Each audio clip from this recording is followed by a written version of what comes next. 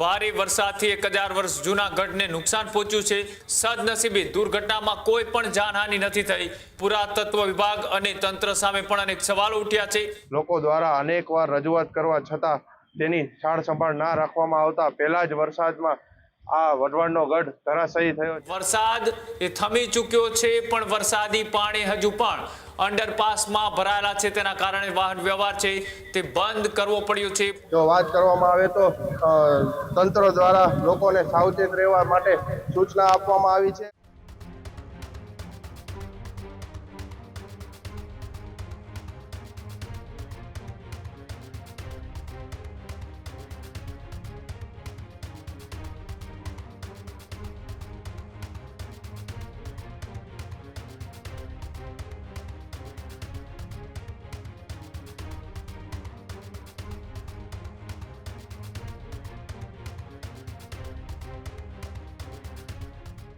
દક્ષિણ ગુજરાતથી શરૂ થયેલી એ વરસાદી સિસ્ટમ હવે સૌરાષ્ટ્ર તરફ પહોંચી છે।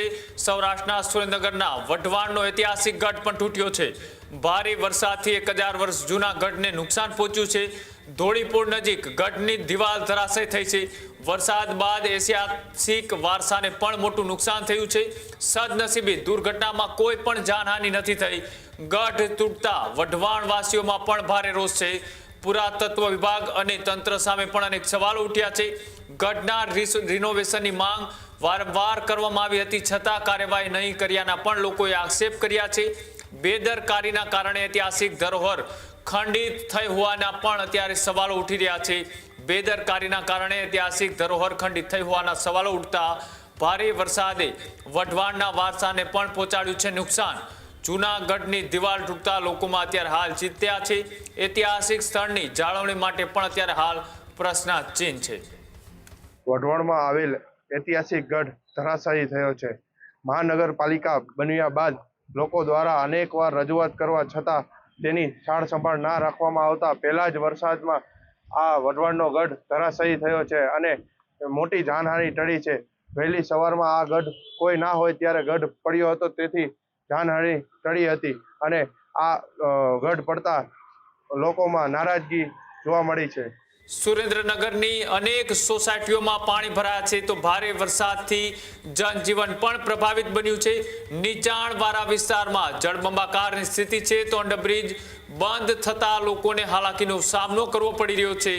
શહેરમાં વરસાદી પાણીના નિકાલની સમસ્યા પણ સામે આવી છે। જે રીતના સુરેન્દ્રનગર મહાનગરપાલિકાએ પ્રથમ વખત બની છે, પણ કામગીરીમાં મીંડું જોવા મળી રહ્યું છે।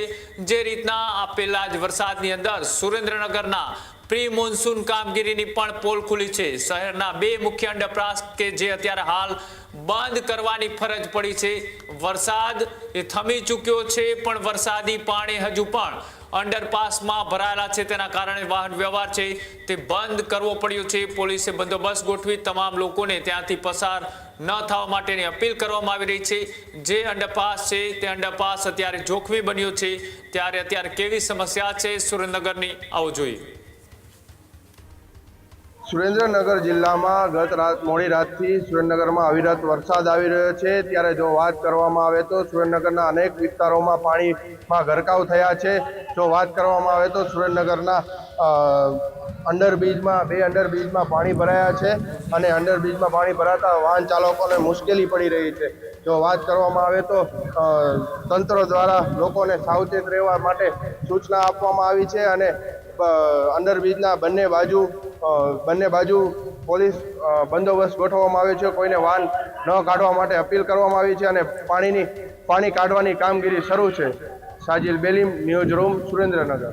ખેડૂત ભાઈઓ છે ખેતરમાં ડ્રોન ઉડાવતા હોય છે, ત્યારે આપને એક પ્રશ્ન સતાવતો હોય છે કે જે આપણે અત્યાર સુધી જીપીએસ ટેકનોલોજીવાળા ડ્રોન વાપર્યા છે, જેથી કરીને મોબાઈલ ટાવર છે અથવા તો હાઈ ટેન્શન લાઇન પસાર થતી હોય, કોઈ વૃક્ષો હોય, ત્યારે જે જીપીએસ ટેકનોલોજીવાળા ડ્રોન છે એમાં ટકરાય અને ટ્રેસ થાય છે। પણ એગ્રીઓન લાવ્યું છે GNSS ટેકનોલોજી ડ્રોન, જેથી કરીને એ ડ્રોન છે એ કોઈ જગ્યાએ ટકરાય નહીં, પોતાની રીતે જ ડિસિઝન લે છે અને મૂવ થઈ જાય છે। જેથી કરીને GNSS ટેકનોલોજી ડ્રોન છે એ વાપરવાનો આગ્રહ રાખો।